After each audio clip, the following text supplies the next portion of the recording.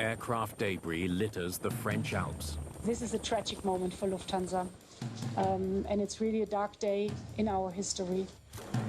People want answers quickly. The fatal flight path of Germanwings 9525 seems inexplicable. Completely under control right up until the end. What was the reason for it? Germanwings, this is Marseille. Come in, please.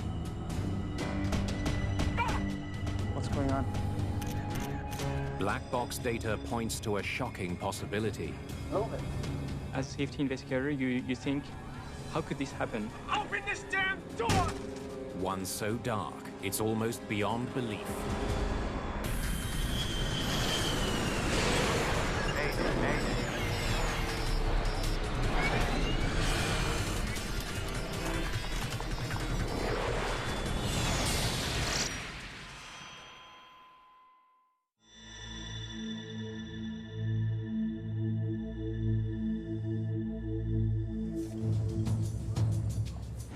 It's a sunny morning at Barcelona Airport in Spain. After start checklist, anti-ice. Anti-ice off. Rudder trim. Rudder trim is 0. The crew of Germanwings Flight 9525 is preparing for departure. Most of the 144 passengers are from Germany and Spain, drawn by the airline's low fares. Germanwings was founded in 2002. It's part of Lufthansa Group. It always has been a low-cost carrier serving European routes. A group of German high school students who've just finished a cultural exchange is on the flight to Düsseldorf. Seat forward, please. Yeah.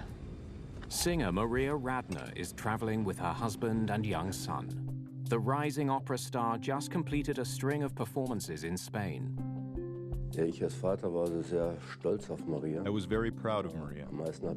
It made me so happy that she had chosen a profession that she truly loved, making music and using her beautiful voice to bring people joy.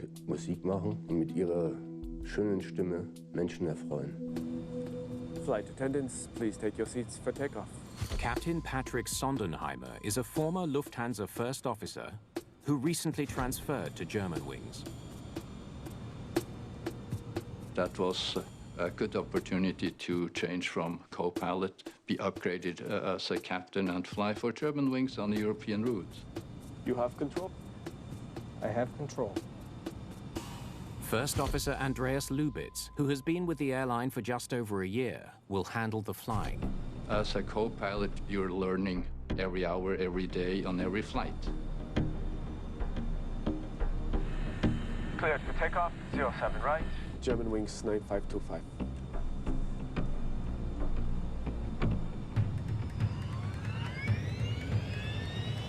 Takeoff thrust.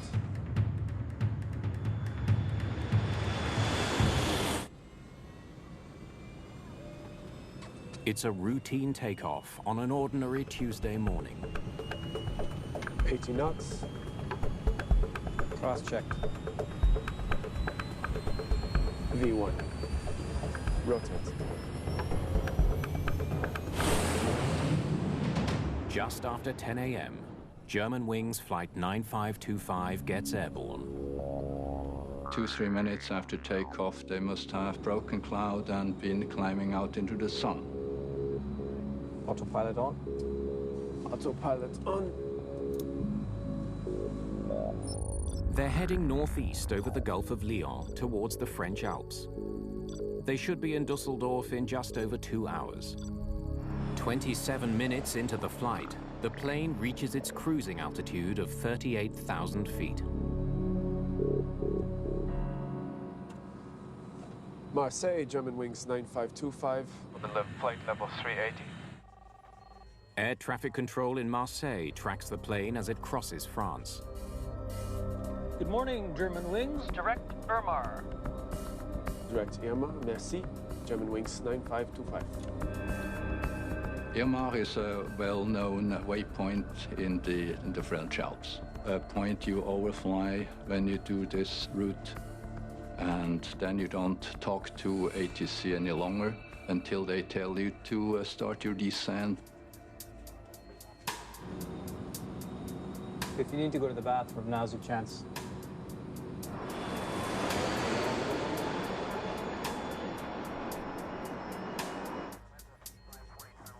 Four minutes later, the controller in Marseille notices something odd. Germanwings, Marseille. Confirm what cruising altitude you're cleared for. Flight 9525 is descending without permission. Well, if the air traffic controller sees an airplane leaving its assigned altitude, of course he wants to know why, because he hasn't given him clearance to descend. So he, of course, wants to inquire, why are you descending? Germanwings, this is Marseille. Come in, please. We've got a problem here. Germanwings, unresponsive, descending rapidly. It must be a big surprise, seeing this airplane descending without any communication. The plane is dropping steadily. In just minutes, it's lost 10,000 feet. Germanwings, come in. Do you read me?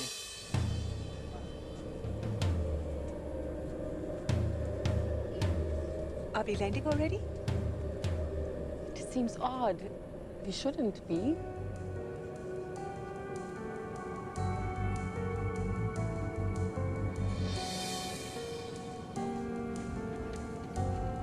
The control center is now in emergency mode. Now approaching 25,000 feet. So maybe they need help?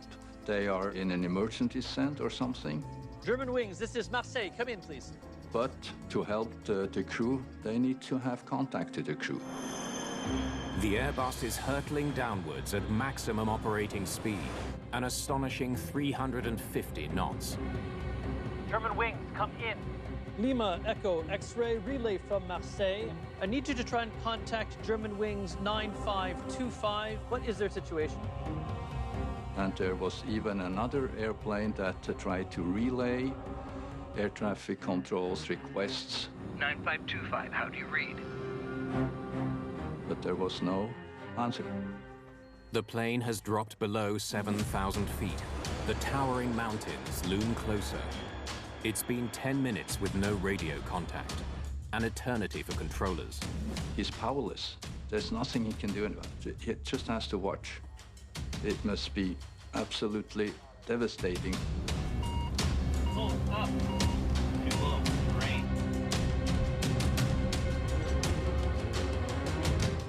We've lost contact. The plane's now too low to be detected by radar.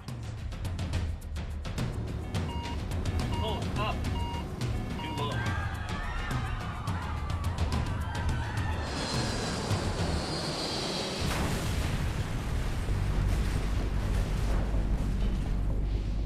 The airplane really crashed at a very high speed.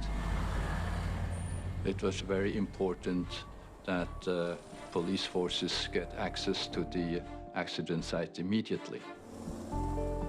Rescuers race to find the crash site of Germanwings Flight 9525. At the same moment, the world's attention turns to these remote peaks in the French Alps. The news about this plane crash spread very quickly on social media. I mean, Twitter just lit up. Nicola Clark is a reporter for the New York Times. Bits and pieces immediately started coming out, people asking questions on social media, almost simultaneous with the news alerts. It takes an hour for searchers to spot the first remains of Flight 9525. Hope of finding survivors quickly fades. The first helicopters that flew over the site found just sort of an aircraft obliterated, just shattered into small bits and pieces. It was pretty immediate that they concluded that there couldn't possibly have been any survivors.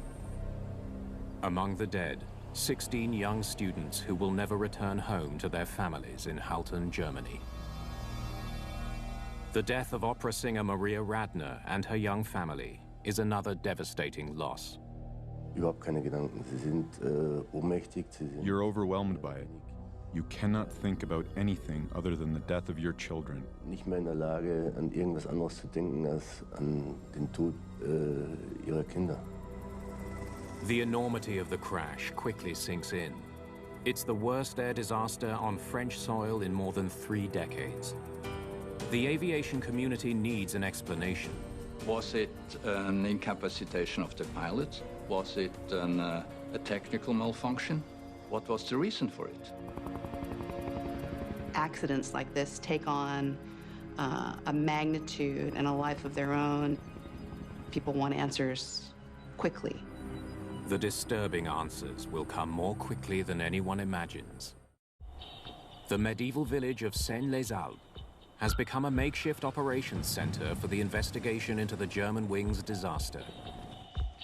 Arnaud Desjardins leads the investigation for the BEA, the French Accident Investigation Agency. Keep personal effects separate from the other debris, please. We knew it was going to be a big job. Big job meaning you would have to coordinate not only with Airbus and so on, but there was going to be a big political issue, a big international investigation. If there's any sign of the black boxes, let me know. Desjardins hopes his team can quickly recover the plane's flight recorders. They could hold crucial evidence. But combing through the wreckage is proving to be a heart-wrenching task. The hardest thing I found personally to find is those little dolls or teddy bears, you know, that it belonged to a child. At BEA headquarters near Paris, Romain Beviard joins the investigation. Need the weather charts, now. My part was to gather some facts on the accident itself, but at the same time to coordinate with the judicial authorities, with our counterparts from Germany, from Spain. It's standard procedure to check if weather conditions might be a factor. In the Alps, the weather can change in an instant. Southern Alps, 10:40 a.m.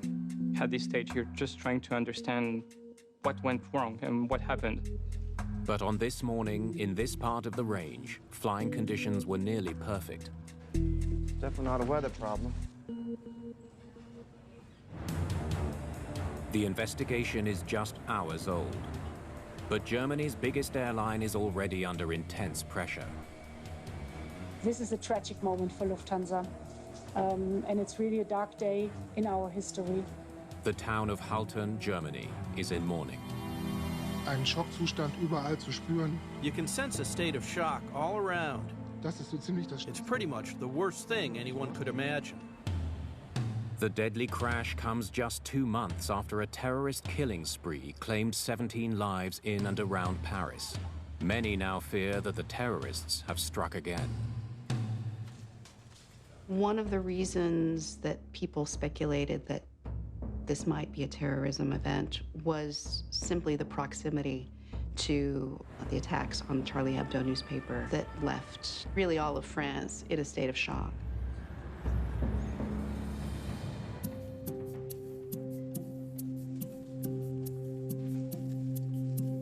Is this a radar track from air traffic control?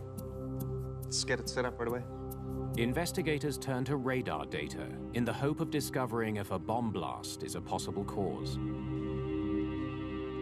Let's see how this plane was flying. They study the flight path, noting altitude, time, and direction. What they find is a straight, controlled path downwards. Completely under control right up until the end. It was looking like a normal descent. It's just that it was not happening at, let's say, the proper time. The data strongly suggests no bomb. If we had a bomb on board the aircraft, we would probably have seen evidence of in-flight breakup, and we may have lost radar information. The wreckage confirms it. Recovery crews are finding thousands of small pieces in a fairly confined area. I don't think so. A bomb blast would send large pieces falling over a much wider space. This is not a bomb blast. Investigators are desperate for a lead. They wonder if the Marseille air traffic controllers have any information that might help explain the strangely steady flight path. Very straight line. The ATC controller is not an eyewitness, but he may be the last person who talked to the crew or who could notice anything unusual. Germanwings Marseille, confirm what cruising altitude you're cleared for. Germanwings, this is Marseille. Come in, please. I'd never seen that before. So after they confirmed the waypoint, you never heard from them again? Not a word. The controllers are just as baffled as the investigators. They indicated us that they tried to call the Germanwings flight crew 11 times. Germanwings, this is Marseille. Come in, please. And they never got any answers. Germanwings, come in. Do you read me? And the fact that the crew did not respond to ATC control was intriguing, and it was really unusual. Investigators struggle to understand Germanwings' mysterious descent into the mountains. Have we got through to maintenance yet? They wonder if a mechanical failure might be to blame. Something the crew could not control. The A320 is one of the most popular planes in the sky. Anti-ice. Anti-ice off. Investigators worry the Airbus may have a hidden flaw. Rudder trim is 0. If there is some kind of a technical problem, especially an aircraft like the A320, they want to know as quickly as possible and get that resolved in order to eliminate that risk for the rest of the flying public. One theory fits the strange flight path: loss of cabin pressure. We've got a problem here. Germanwings, unresponsive, descending rapidly. When the airplane depressurizes and the pilots do not get enough oxygen, they will suffer from hypoxia. In other words, they will lose consciousness in a very short time, depending on the altitude of the airplane. At flight level 380, they will lose consciousness within about 10 to 15 seconds. Germanwings, come in. Hypoxia would explain the radio silence. It would not be the first time it happened. In 2005, a Boeing 737 ran into trouble en route to Athens. Ilios 522, do you read? All radio contact was lost after the crew became incapacitated by a lack of oxygen. The pilots never regained consciousness, and that flight ultimately crashed when the plane ran out of fuel.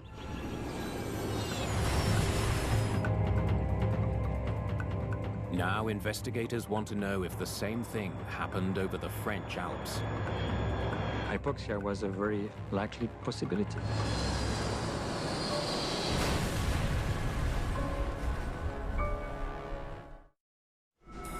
Investigators discover that Germanwings looked into a mechanical issue with the plane the day before it crashed.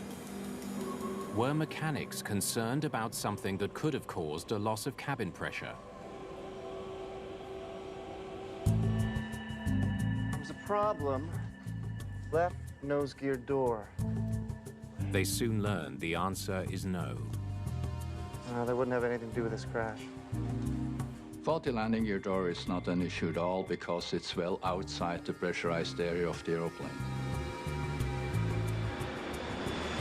We saw that the aircraft was maintained according to a proper maintenance program. V1. Rotate. We were quite confident that the aircraft was in a good structural condition when it took off. So far, evidence has ruled out severe weather and a mid-air bombing. There are no red flags in the maintenance records.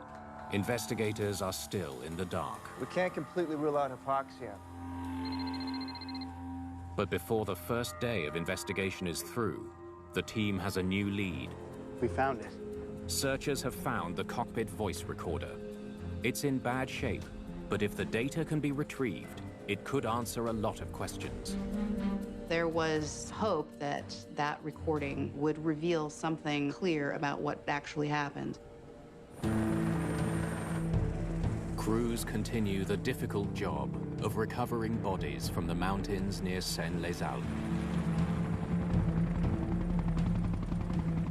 The local gymnasium is now a welcome center for grieving families. Air crash investigators, military police, and firefighters all work the crash site. Their focus is finding the second black box, the flight data recorder. Literally dozens of people looking. We had difficulties in locating it, but we were not going to leave this accident site without recovering the flight data recorder. French prosecutor Brice Robin arrives on the scene to oversee a separate criminal investigation. In France, it's a very different situation. The French authorities automatically open two investigations, a technical investigation into the causes of the crash and a criminal investigation that ultimately seeks to determine whether there was any liability. The two investigative teams must work side by side. For now, neither can point to a cause. There simply isn't enough evidence. We cannot understand how an airplane which was in perfect technical condition with two experienced and trained Lufthansa pilots was involved in such a terrible accident. Are we ready? Could the cockpit voice recording provide new insights? Captain is mic 1, first officer is mic 2. I've worked for 6 years as a flight recorder specialist. We may not be able to understand why everything happened, but at least we have a good starting point. After start checklist. Anti-ice. Anti-ice off. Okay, so the captain's running the checklist. That means the first officer is flying. Rudder trim. Rudder trim is 0. The checklists and taxi to the runway are all faultless. 80 knots. Cross-checked. V1. Rotate. The takeoff seems fine. They hear no hint of any trouble.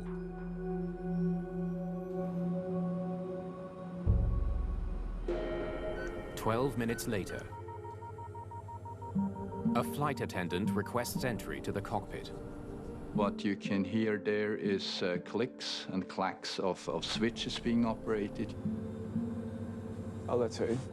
You can hear cockpit doors opening and closing, so you have a lot of sounds that can be interpreted. How delayed are we? Some of the passengers are asking. 30 minutes. We might make some of that up in the air, but not much. Okay. Do either of you need anything? I'm getting a bit hungry. Would you mind bringing me some lunch? Okay, no problem. So they're back. There was some general talking about the flight. You could tell by the tone of their voices that it was like a normal follow-up of the flight. If you need to go to the bathroom, now's your chance. Good idea. I think I will go.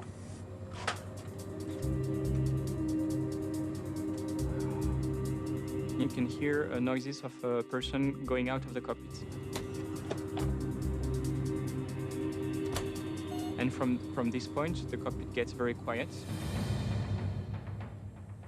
Captain's left the cockpit. The first officer is alone in there. It is the exact moment that the plane starts descending. No voices can be heard in the cockpit for 2 minutes. Then 3. Then 4. Captain is still in the bathroom. First officer is clearly on his own. The cockpit microphone picks up the sound of the first officer breathing. Evidence that the plane did not suffer a fatal depressurization.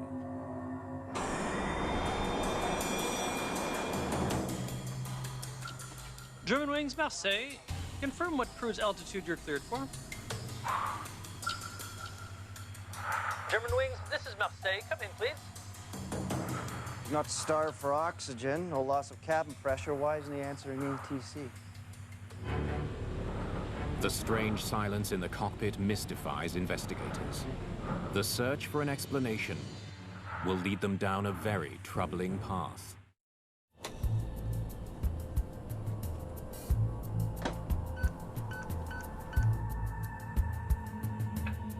Investigators hear the captain trying to regain access to the cockpit of Flight 9525.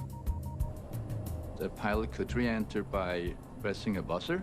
Then the other pilot can watch on the camera if he has the right to enter the cockpit. All he has to do is flip a switch to unlock the door. But there's no response from Lubitz. Germanwings, this is Marseille. Come in, please. Germanwings, you read me. Come in. Why isn't he unlocking the door? Lubitz. We could hear some breathing, but of course you can breathe and be unconscious. So Yes, the physical incapacitation was a possibility.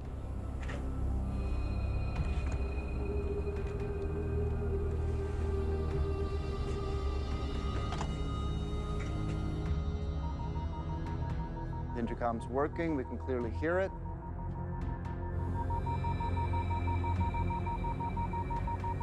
The buzzer or the call, of course, is noticeable, and it is distinguished to any other sounds in the cockpit, so you know that somebody wants to talk to you or wants to enter the cockpit. There's no doubt about that.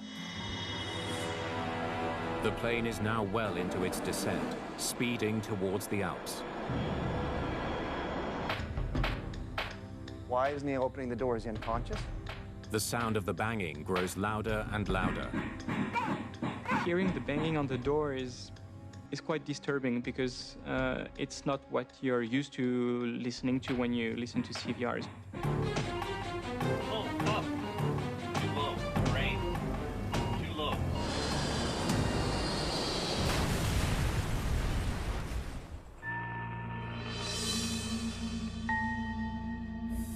At the end of the recording, we were, still trying to understand what had happened. There seems to be no evidence of a mechanical failure. No terrorist group has claimed responsibility. All investigators know for certain is that the first officer was alone in the cockpit when the plane hit the mountains. Did he do this on purpose? There were really sort of one of two possibilities. Either the pilot was incapacitated or that this was some kind of suicidal act. They are forced to consider the unthinkable. That First Officer Andreas Lubitz locked his captain out of the cockpit and deliberately crashed the plane. Pull everything we've got on Lubitz. Just 3 days into the investigation, the French prosecutor makes an unprecedented move. He speculates publicly on the cause of the crash. The most credible, the most likely explanation for us is that the co-pilot voluntarily refused to open the cockpit door. Though all the facts still aren't known, the prosecutor's statement paints a chilling picture. It was something that was not only a shock to the public at large, but I think particularly a shock to the aviation community and to the pilot community. Within hours, several European airlines vow to make rule changes, requiring 2 crew members in the cockpit at all times. Hi, hello, I'm calling from the Accident Investigation Bureau. I wonder if you had just a few moments to talk about your colleague, Mr. Andreas Lubitz. The BEA's job now is to find out why a 27-year-old pilot with a bright future ahead of him might want to deliberately crash a passenger plane. As a safety investigator, you think, how could this happen? Okay, thank you very much.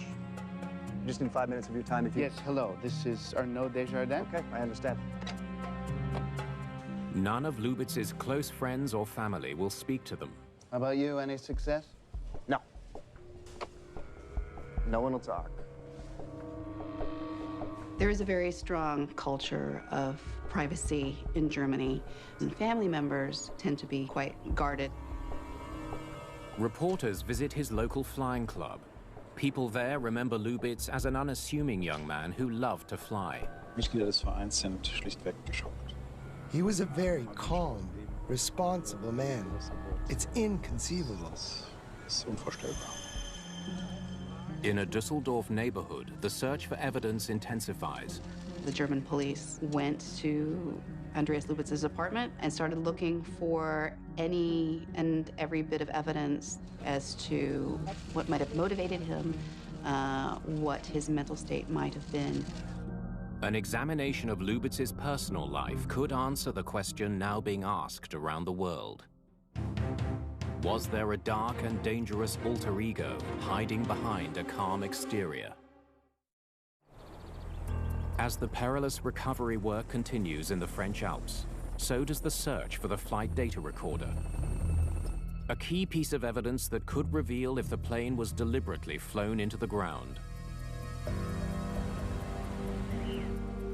In Paris, aviation investigators dig into Andreas Lubitz's background, his training, and medical records. Okay, let's see what we've got. They go back to Lubitz's basic training at Lufthansa's Flight Academy in September 2008. Just 2 months into training, he broke it off. He didn't return for 9 months. It was for medical reasons. Depression. The records show that Lubitz suffered a severe depression and was hospitalized. Treatment included antidepressant drugs, psychotherapy, and it emerged as well that he had actually had suicidal thoughts. He later applied to resume his training, but needed a new medical certificate. He was still on antidepressants in early 2009. He had to provide a doctor's note. Lubitz got the clearance from his psychiatrist. He had a certification from his treating doctor that said that he was fully recovered. He moved to the U.S. and completed his pilot training there. And after the end of his training, he ended up flying for Germanwings. I'll let you in. How delayed are we? Some of the passengers are asking. Lubitz received regular medical exams from company doctors. His last checkup was 7 months before the crash. The medical examiners that saw him all thought he was fit to fly, and as a matter of fact, he flew safely for several years. 30 minutes. Even on the day of the crash, Lubitz seemed perfectly healthy. Do either of you need anything? I'm getting a bit hungry. Would you mind bringing me some lunch? No problem. I'll be right back. A mental health problem might not necessarily lead to significant changes about their behavior. Professor Robert Bohr is a specialist in aviation psychology. In some cases, people do put out signs that they are feeling increasingly fragile and disoriented to the extent that they may be thinking of suicide.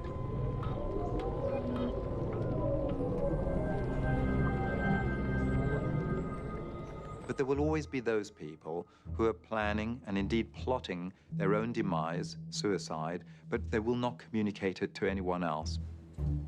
Digging deeper into Lubitz's records, they learned that in the months leading up to the crash, he seemed to take a turn for the worse. He was convinced that perhaps he was losing his eyesight, and yet nothing was found that was abnormal about his eyesight. And it does also appear that he was becoming increasingly frightened to the point of desperation that his career was going to be disrupted. He saw something like 41 different doctors complaining of the same symptoms and same issues. And it's not clear that any of them knew how many other doctors he was seeing, and it's not clear how many of them might have known that he was an airline pilot.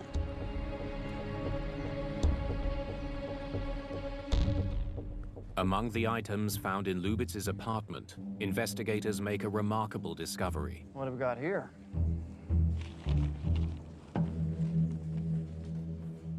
A recent doctor's note advising the disturbed pilot not to fly. This note was issued just days before the crash. Some of his treating physicians had recommended that he stop flying, perhaps enter a hospital, a psychiatric hospital. Investigators wonder if Lufthansa knew how serious Lubitz's mental problems really were. Airline representatives reveal they had absolutely no idea. You've never seen this note? Lubitz consulted dozens of doctors. Many of them wrote sick leave notes, but not a single doctor ever contacted the airline directly to raise the alarm about the pilot's spiraling mental state. And they are assuming that when they provide these sick leave certificates, the co-pilot will himself forward those sick leave certificates to the authority or to his employer, and therefore he will not be flying. Then, after a 10-day search, one more vital piece of evidence is recovered from the mountains. It was almost by chance that we found it, just going through all the debris, and at some point someone found the flight data recorders. The hope now is that the FDR can paint a clearer picture of what the first officer was doing in the final moments of the flight. If you need to go to the bathroom, now's your chance. Good idea. I think I will go.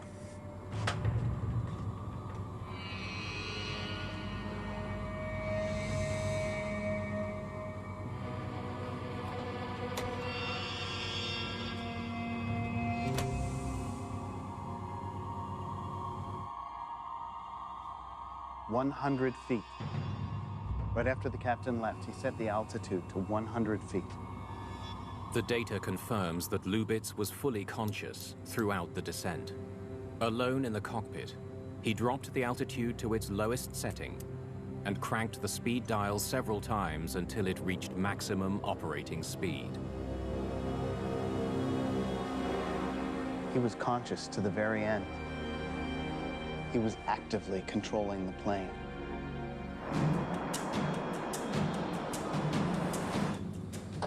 Open the door.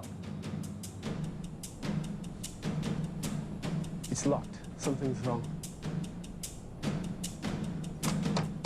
Open the door.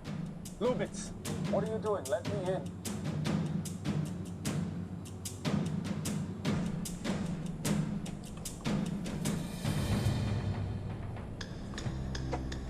Open the door.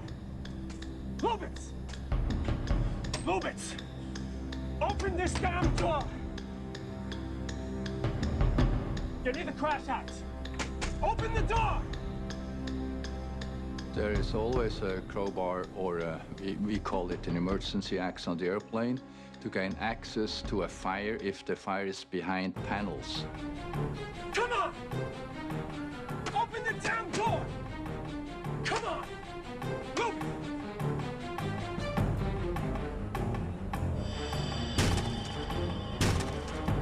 Lubitz, listen to me! The captain was, of course, desperate to getting into the cockpit. And he knew that this descent was continuing. Ah! Open it! Come on! Open it! Damn it! Open this damn door! Cabin crew was watching them. That must be horrible for them, knowing that they were going to die.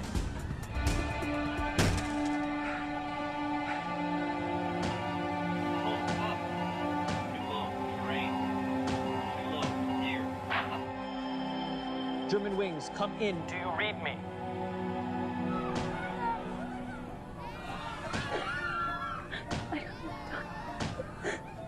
Aber ich hab bei jedem Einschlag. Every night when I go to sleep, I see a picture in front of my eyes.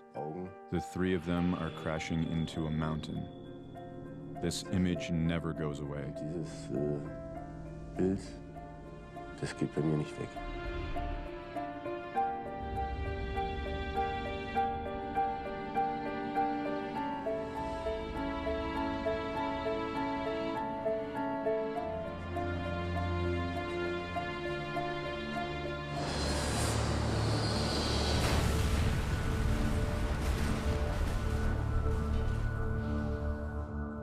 The terrifying cause for the loss of 150 lives has been confirmed. But investigators are about to discover that the tragedy of Germanwings Flight 9525 has one more dark chapter.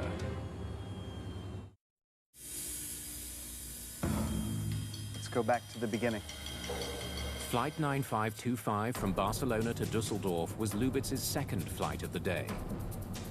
His first was in the opposite direction, from Dusseldorf to Barcelona. On that flight, the captain also left the cockpit. From Dusseldorf to Barcelona, we realized that at some point the co-pilot remained alone in the cockpit, and during this time he made some altitude selections.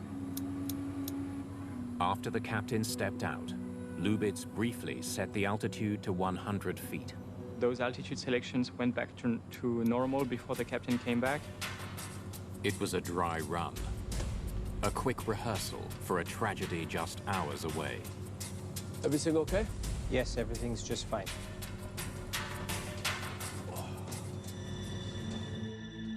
This was no spur-of-the-moment decision. This was a carefully planned murder-suicide. He wanted to do that on purpose, and he had planned it. He had planned it to not only kill himself, but 149 other people with him.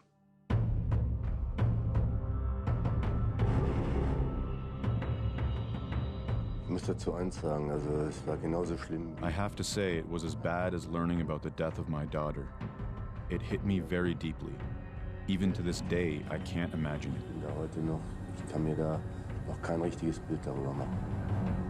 What exactly was going on in Lubitz's mind may never be known. None of the doctors who treated him would speak to investigators. But experts in the field agree. Lubitz was likely suffering from a psychotic, depressive episode. That person is no longer fully in control of all of their cognitive functions. Hello, Lubitz. This person loses a sense of reality, they become very distracted, and it's at that level that things are more concerning, particularly in aviation. A psychotic pilot somehow ended up alone in the cockpit of a passenger plane. One of the questions that, still lingers out there is, when was the moment that Andreas Lubitz could have been stopped? When was the moment that this disaster could have been prevented, and who could have done so?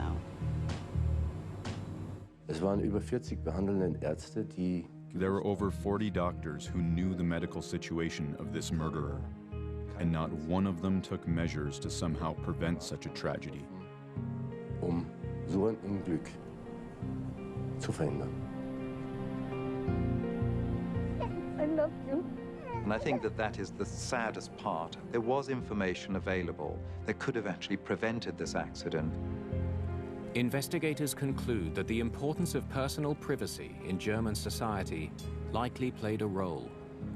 Doctors in Germany have a very good reason not to share any patient information. In the German system, doctors can potentially face prosecution if they breach their patients' medical confidentiality. They were relying upon him to select himself out of flight. The fact that he didn't do this is both a failure of the individual pilot, but also a failure of the medical system. In my opinion, there was too much weight given to doctors' confidentiality over safety. And I think we need to do a step in the right direction to have safety first and confidentiality afterwards. In its final report, the BEA calls for clear rules for healthcare providers, rules that could help stop the next Andreas Lubitz. We recommend to adjust the line between public safety and the protection of personal information. They also recommend more stringent mental health evaluations for airline pilots. We have put together a set of safety recommendations that makes the system less likely that such an event would happen again in the future.